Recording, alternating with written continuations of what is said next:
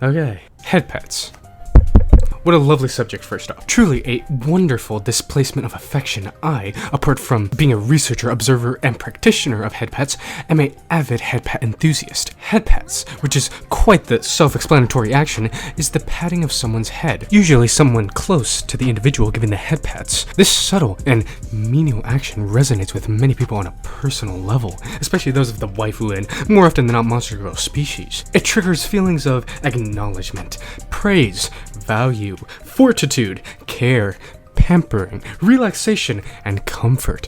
All powerful emotions that are typically received well by those that are given it. Which is why I wondered and considered, dare I say, pondered a trifling oddity. Could this wholesome, endearing, and praiseworthy act in theory help 3D specimens and creatures just like they do 2D specimens? It's very clear headpats are practically a net positive for 2D anomalies, and I consider that it could actually stand to reason that due to oftentimes zealous amounts of headpats being consumed by 2D oddities, that this could potentially factor into the ever-prevalent concept of them being so cheerful and chirpy. To put simply, could anime headpats improve you and the world? Could anime headpats even strengthen bonds between people and ultimately lead to a charming, peaceful world filled with headpats, and as such, in theory, get the 3D world to a compassionate world reminiscent of the 2D space?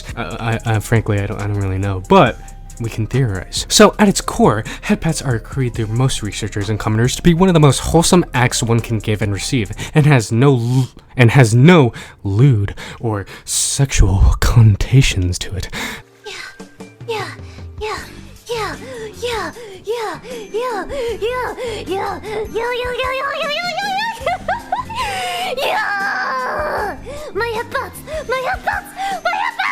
Such as thigh pillows or hand holding. Headpats are quite literally the purest form of affection to exist. They, as a result, cause all the previously talked about feelings. However, to some they can also come across as condescending and immature.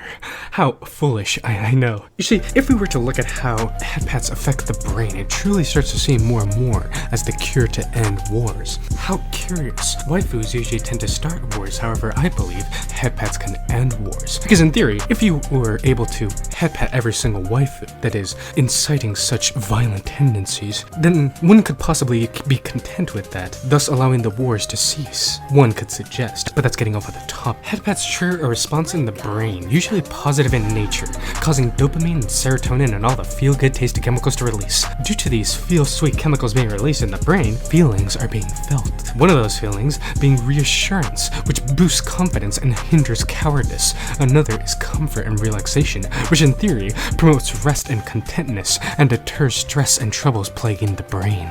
Another is the feeling of being acknowledged, which boosts confidence as well, and increases the feeling of self-worth. When looked at in a total state, it very much seems like something that could cause euphoric happiness to arise, and could explain why anime monster girls, among others, are so adamant to them. One reason I believe, however, that monster girls are more infatuated with headpats than normal regular 2D anime women is due to their animal nature that resides in half of their DNA. In my research into customs and upbringing of the respective species of said monster girls, it appears many a times young creatures such as cats are patted or licked on their heads as kittens, so receiving headpats later in life could remind them of their upbringing and provide all those previously mentioned sentiments. More than anything, it's also the physical acknowledgement, which acts like a bond between the creature and the caretaker, which is primordial as time itself, and which is ever prevalent within monster girl socialization. Due to this being mostly only prevalent in monster girl DNA, it would explain why the effects are even more accentuated when it is received by monster girls. Though human anime anomalies are also jovial when receiving such a gesture, and due to this, I am willing to determine that if presented in this proper time and in the right technique, headpats could provide those benefits to 3D entities. And yes, there is a proper technique to doing a headpat, usually consisting of locating one's palm facing on the headpat receiving head, and then gently, ever so gently, perform one of the variations of headpats, which could include a gentle lifting of one's fingers over and over to form a patting motion, or even rustling one's fingers around sporadically to ruffle the person's hair, as head patting does in a way tie into hair play, but that's a topic for a whole nother day. Point is, headpats need a technique to be done. Anime specimens are closely enough genetically structured like 3D entities that it should, in theory, work. There appear to have been recorded accounts of a few 3D specimens that did receive the desirable conclusive feelings. I wholeheartedly state that headpats are wonderful, so long as they are consensual. If so, headpat others, including yourself, for the betterment of yourself. In theory. And with that, if you guys like this video, theoretically, if you have watched this far, then you do enjoy my videos, feel free to leave a like, subscribe, share this with your neighbor, high school teacher, and wife, and a